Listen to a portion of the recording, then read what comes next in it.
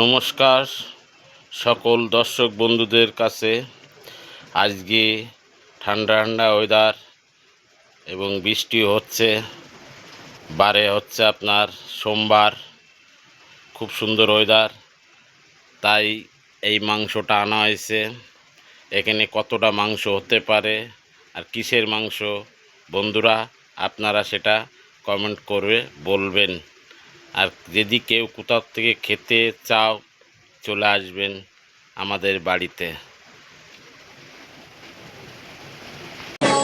তুমি এমনই মিষ্টি মেয়ে যে দেখবে পাগল হবে, যত আড়ালে থেকে সরে সবে তোমার। এই দেখো বন্ধুরা, মাংস পিস হচ্ছে।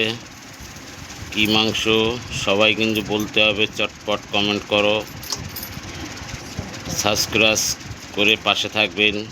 ভালো লাগলে অন্যকে দেখার সুযোগ করে দেবেন শেয়ার করে। এই দেখুন বন্ধুরা, এটা হচ্ছে মশলা, দেখতে পাচ্ছেন, পাশে লঙ্কা,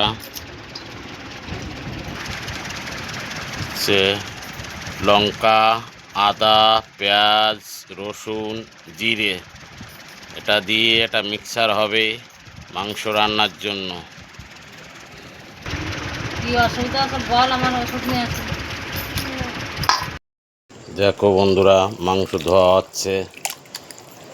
কতটা মাংস সব বলতে হবে কিন্তু আপনাদের, কিসের মাংস। এই মশলা করা হয়ে গেছে, ঠিক আছে। এখন মাংস ধোয়া হচ্ছে।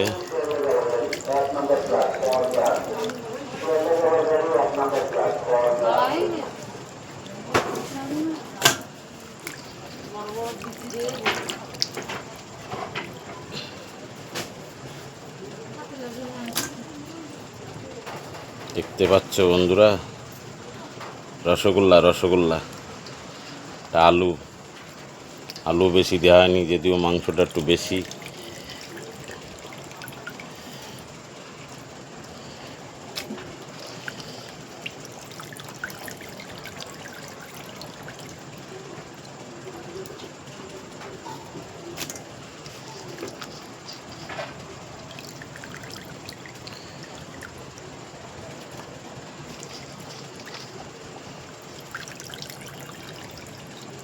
ভালো করে ধুয়ে নিলাম।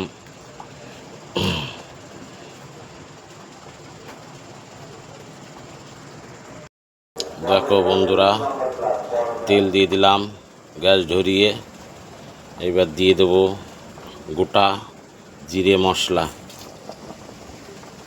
অল্প করে গোটা জিরে মশলা দিয়ে দিলাম। এবার এটা একটু 5 সেকেন্ড 6 সেকেন্ড মতন পাকাবো।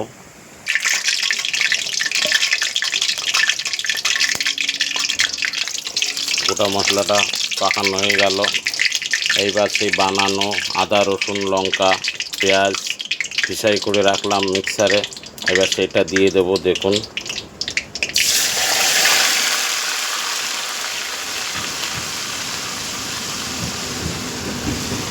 কীরকম রান্না করছি, আপনারা দেখে রাখুন, কাজে লাগবে সবার।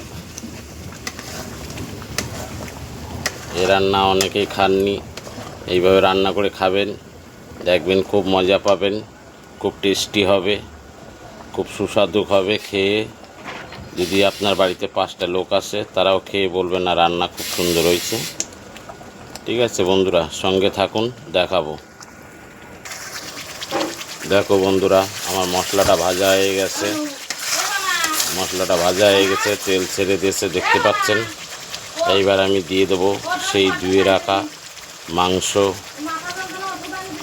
আর আলু একসঙ্গেই দিয়ে দেবো।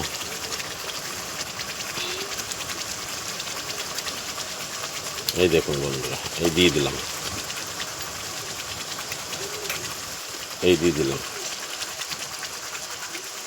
খালি দেখুন,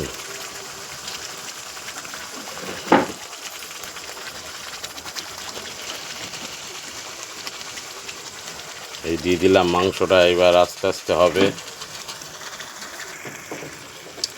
এবার মাংসটাকে সুন্দর করে মিলিয়ে নেব, দেখতে পাচ্ছেন বন্ধুরা।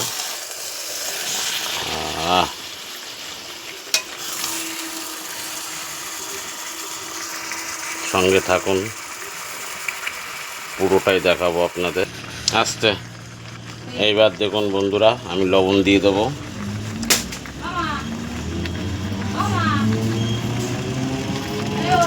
পরিমাণ মতন লবণ দিয়ে দেবো।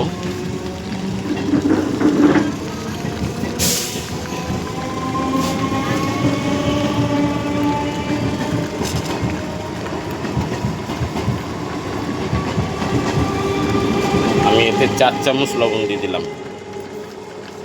এইবার দিয়ে দেবো হলুদ। দেখুন, এইবার দেবো হলুদ, পরিমাণ মতন হলুদ দিয়ে দেবো। মাংসটা পাকায় নিচে আগে, এবার হলুদ লবণটা দিয়ে আর একটু পাকাবো, ম্যাক্সিমাম 20 মিনিট ধরে পাকাবো। হলুদও দিয়ে দিলাম আপনার 4 চামচ মতন। এইবার এটাকে একটু ভালো করে মাখাই নেব। মাখাই নিয়ে ভালো করে এর তেল ছাড়বে, তারপরে রান্না বান্না হবে। এটা লবণ হলুদ দিয়ে এবার মাখাই নেব। মাখাই নিয়ে এবার কষাবো, এটাকে পাকাবো ভালো করে, ম্যাক্সিমাম আধা ঘন্টা ধরে। সঙ্গে থাকুন বন্ধুরা। দেখো বন্ধুরা, তেল ছেড়ে দিয়েছে, মাংসটা সুন্দর করে কষানো পাকানো হয়ে গেল। এইবার আমি এতে জল দিয়ে দেবো। জলের পরিমাণটা দেখুন আপনারা, জল খুব অল্প করেই দেব।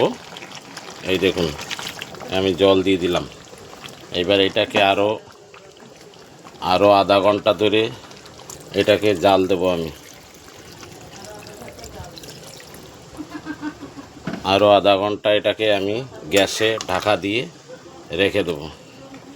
ঠিক আছে বন্ধুরা, সঙ্গে থাকুন, দেখুন, ভালো লাগবে। রান্নাটা শিখে নিন, আপনাদের কাজে লাগবে। কিভাবে এই মাংস রান্না করে খেতে হয় প্রচেষ্টা খালি জেনে নিন। ভালো লাগলে অবশ্যই সাবস্ক্রাইব করে, লাইক করে, কমেন্ট করে পাশে থাকবেন পরবর্তী ভালো ভালো ভিডিও পাওয়ার জন্য। সঙ্গে থাকুন, আরও দেখাবো।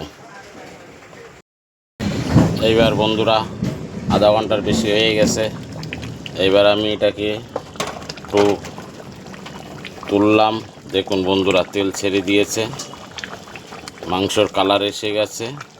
দেখছেন বন্ধুরা, গোটা গোটা রসুন দিয়েছিলাম, রসগোল্লার মতন সাইজ হয়ে গেছে। দেখতে পাচ্ছেন কালারখানা, দেখুন খালি।